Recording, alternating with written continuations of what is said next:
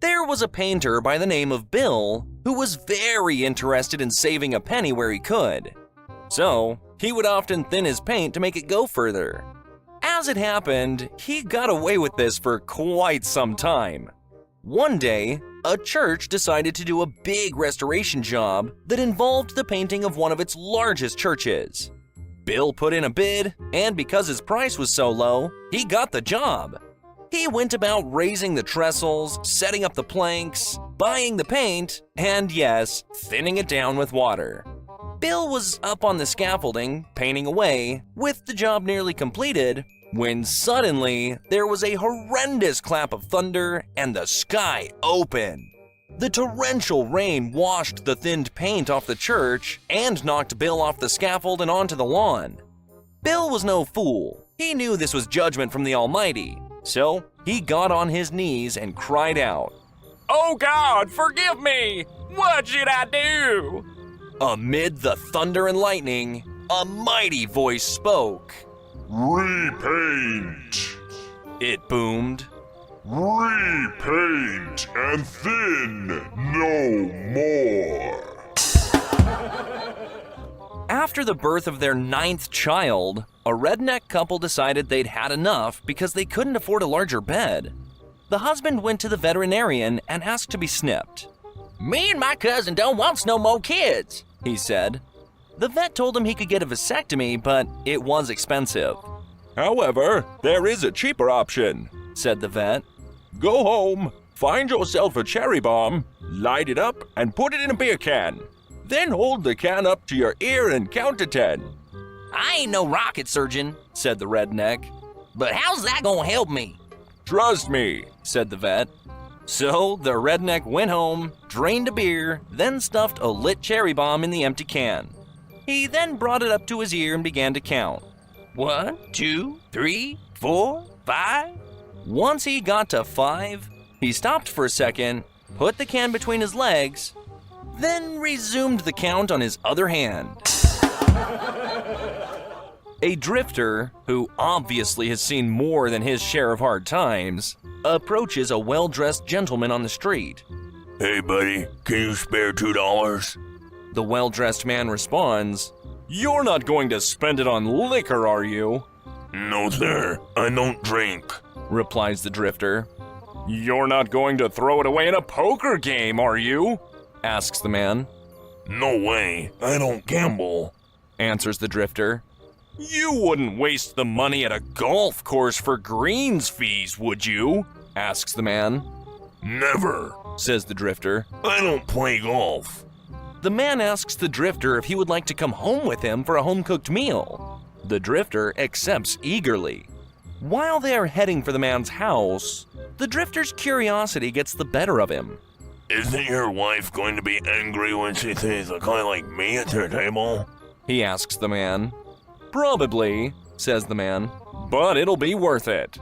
I want her to see what happens to a guy who doesn't drink, play poker, or golf." While reading an article about fathers and sons drinking together, I realized, after all this time, that I had never taken my son out for a drink. So, off we went to our local bar, which was only 2 blocks from the house. I got him a Guinness. He didn't like it, so I drank it. Then I got him a Killian's. He didn't like that either, so I drank that too. Losing hope, I ordered him a Harp Lager. Nope, he didn't like that either, so I drank that. I thought maybe he'd like whiskey better than beer, so we tried a Jameson's. Nope, no cigar. In desperation, I had him try that 25-year-old Glenfiddich, the bar's finest scotch. He wouldn't even smell it. What could I do but drink it? By the time I realized he just didn't like to drink, I was so shit-faced I could hardly push his stroller back home. By the time John pulls into the little town, every motel room is taken. "You've got to have a room somewhere," he pleads to the last motel manager. "or just a bed. I don't really care where. I'm completely exhausted." "Well, I do have a double room with 1 occupant," admits the manager. "and I'm sure he'd be glad to split the cost.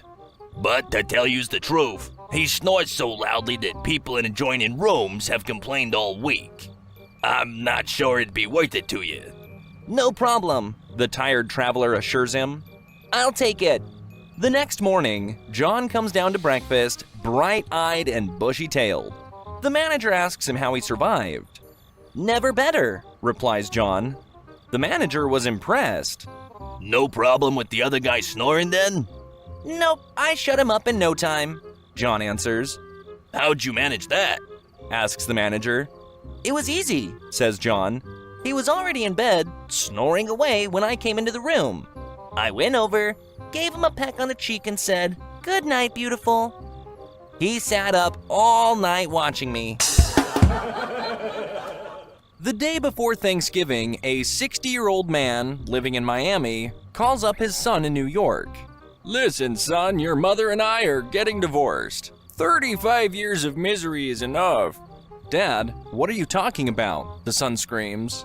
His dad says, "We can't stand the sight of each other any longer. I'm sick of her face and I'm sick of talking about this, so call your sister in Los Angeles and tell her." And then he hangs up. Now the son is worried, so he calls up his sister and informs her that their parents are breaking up. She says, Like heck they're getting divorced. then calls her father immediately. You're not getting divorced. She insists. Don't do another thing. The two of us are flying home tomorrow to talk about this. Until then, don't call a lawyer, don't file a paper. Do you hear me? And she hangs up. The man looks over, smiles at his wife, and says, "Okay, they're coming for Thanksgiving and paying for their own airfares." A man begins his new job as the administrator of an insane asylum. At the end of his orientation, he is asked if he has any questions. "Yes, how do we know if a patient is ready to leave the asylum?" he asks. Well, The director explains. we just ask them a simple question, and based on their response, determine if they need to stay longer. The director then calls up 3 patients for a demonstration. He asks the first one. What is 6 times 6? The patient nervously stammers. 1,000? The director shakes his head. Incorrect. Give this man 6 more months. He then turns to the next patient. This one jumps down and screams, "February!" Absolutely not. says the director. Another year for this one. Finally, he turns to the third patient who looks at him and calmly says, "Well, the answer is obviously 36. Yes. exclaims the director. How did you know that? "Easy," replies the patient. "I just divided 1,000 by February."